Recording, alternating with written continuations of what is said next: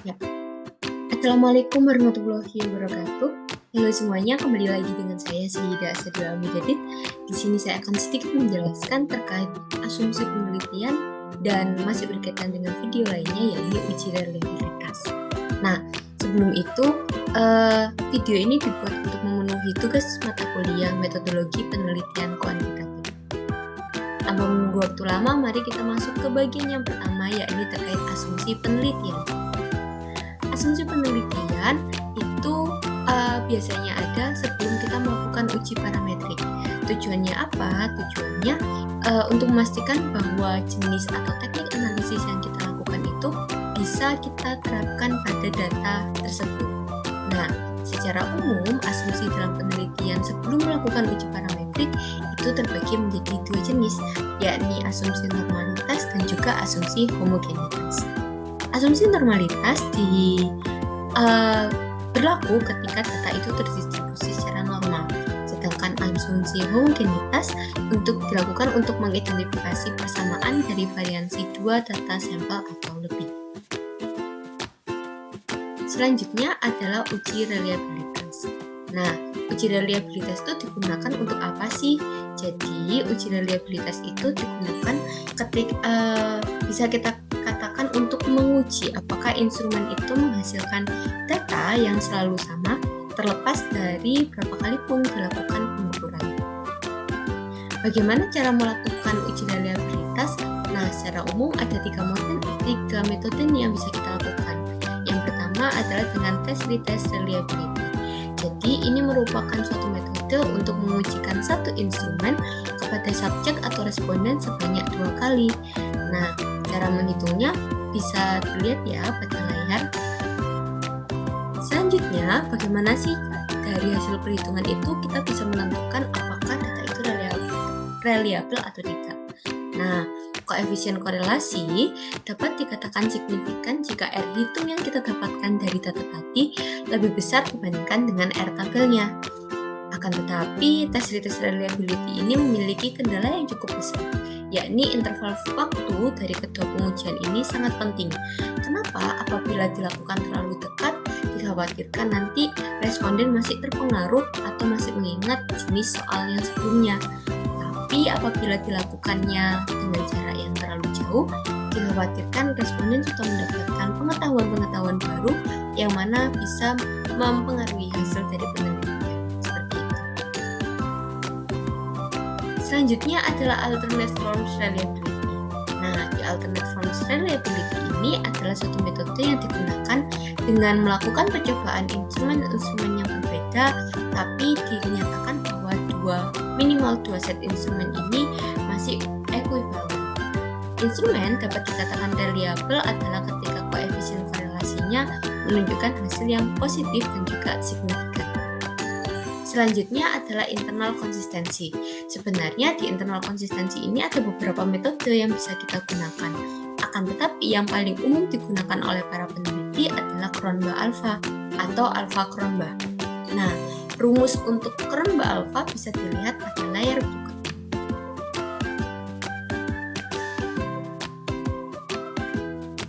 Biasanya dalam perhitungan manual kita perlu mencari tahu terlebih dahulu nih berapa sih variansinya.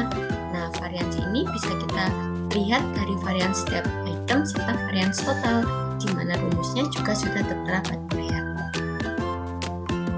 Selanjutnya, dari hasil yang kita dapatkan tadi, nilai koefisien korelasinya akan kita bandingkan berdasarkan tabel kriteria yang ada.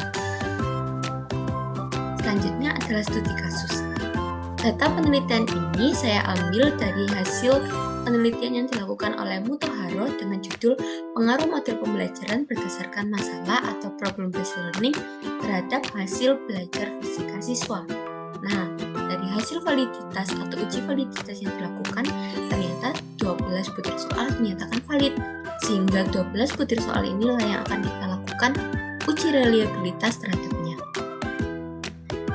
Saya akan menjelaskan secara umum bagaimana cara kita melakukannya terlebih dahulu sebelum nanti akan dipraktekkan. Yang pertama, untuk Cronbach alpha dengan menggunakan Excel, biasanya kita masukkan dulu data itu pada program Microsoft Excel. Kemudian kita tentukan variansi dari butir soal. Kemudian kita tentukan jumlah varian skor dari setiap itemnya dengan rumus yang sama juga, tapi di sini yang kita tentukan adalah jumlahnya atau bisa menggunakan sum. Kemudian menentukan variansi total, dan selanjutnya kita bisa menentukan nilai koefisien reliabilitas ternyata. Nah, bagaimana cara kita menentukan nilai koefisiennya? Bisa kita gunakan rumus yang tertera atau yang sudah saya jelaskan sebelumnya. Halo semuanya, kita akan melakukan praktik pengujian reliabilitas dengan menggunakan Microsoft Excel. Di sini, saya sudah membuat tabel bantuannya, yakni dengan memasukkan data pertanyaan dari P1 hingga P12, beserta skor dari masing-masing responden. Bisa dilihat pada layar yang tersedia. Pertama, kita akan menentukan skor totalnya terlebih dahulu. Dengan cara apa?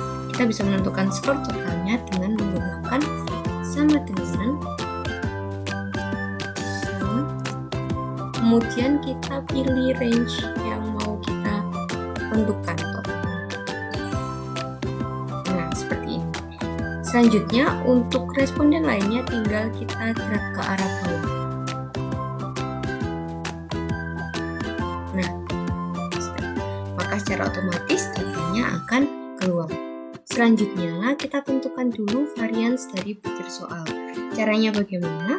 Kita tinggal menggunakan rumus yang tadi sudah saya tampilkan di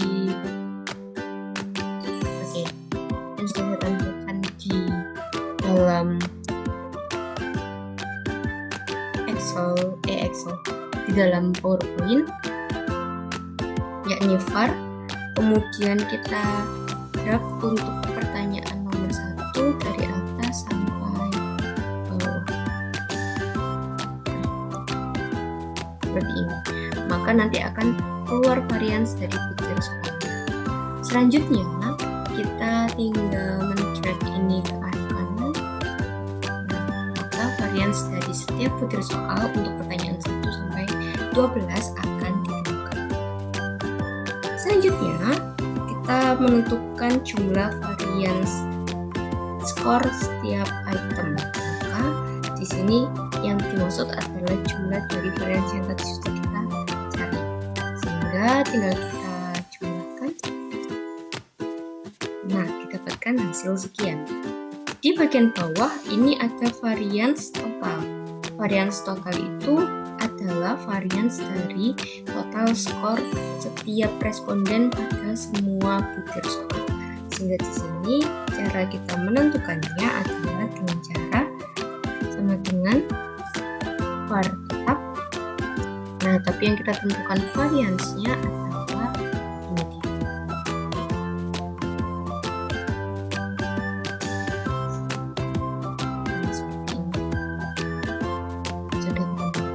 Setelah varians butir soal ditemukan, jumlah varians skor tiap item serta varians total ditemukan, kita bisa menentukan koefisien reliabilitasnya dengan menggunakan persamaan ini. Nah, untuk memudahkan saya menggunakan tabel bantu seperti pada layar. Yang pertama, K. K itu adalah jumlah soal yang kita gunakan, karena di sini ada 12, maka K akan saya tulis 12.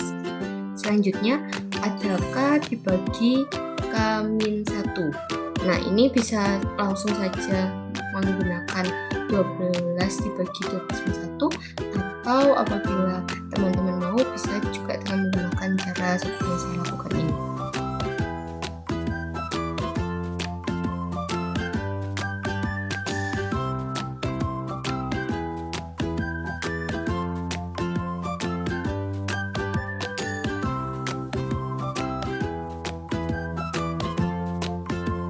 Selanjutnya, kita harus menentukan nilai dari satu min total dari varians ini dengan cara 1 sama dengan dulu 1 dikurangi, jangan lupa dalam kurungnya.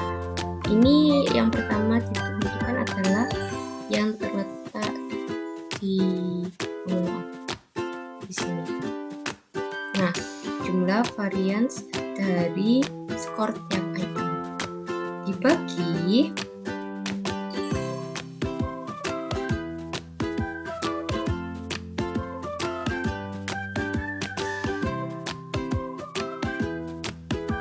Itu ya, variance totalnya.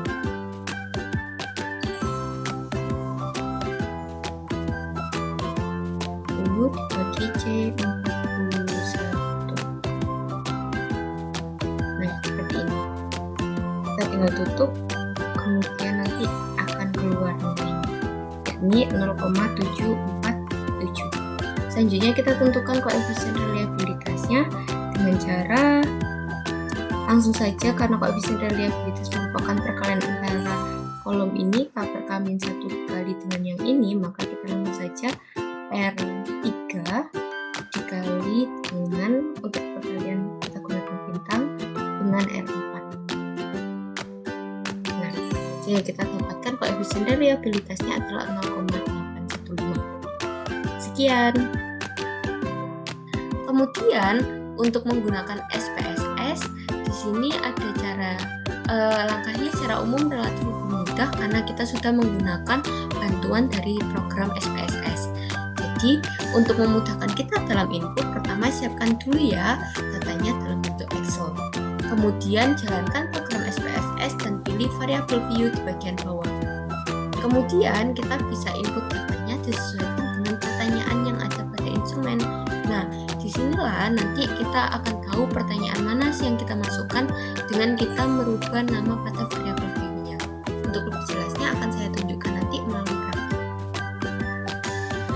Selanjutnya kita input data, kemudian kita klik menu Analyze, kemudian pilih Scale dan Reliability Analysis. Selanjutnya tinggal kita pindahkan saja. Nah, yang kita pindahkan ini hanya pertanyaannya saja, jadi tidak perlu jumlahnya kita pindahkan juga. Yang terakhir tinggal kita klik OK dan hasil akan kita dapatkan. Untuk lebih jelasnya, yuk kita lihat prakteknya berikut ini. Oke, selanjutnya kita akan mencoba untuk melakukan uji reliabilitas dengan menggunakan program SPSS. Nah, yang pertama harus kita lakukan adalah kita buka dulu variabel view-nya, kemudian kita masukkan ada beberapa pertanyaan yang ada di sana. Di sini kita tidak bisa menggunakan spasi sehingga kita bisa mengakalinya dengan menggunakan underscore. Seperti ini. Kita masukkan hingga P12 seperti itu.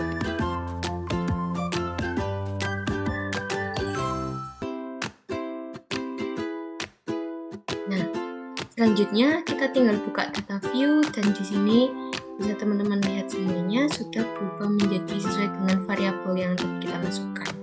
Kemudian saya sudah mengambil data melalui Excel, jadi di sini tinggal kita kopikan data yang sudah kita masukkan ke Excel itu untuk mempermudah. Kemudian kita pastekan di kolom yang sehingga nanti bentuknya akan seperti ini. Ini untuk desimalnya bisa teman-teman sesuaikan ya. Selanjutnya kita pilih Analyze, kemudian Scale dan pilih Reliability Analysis.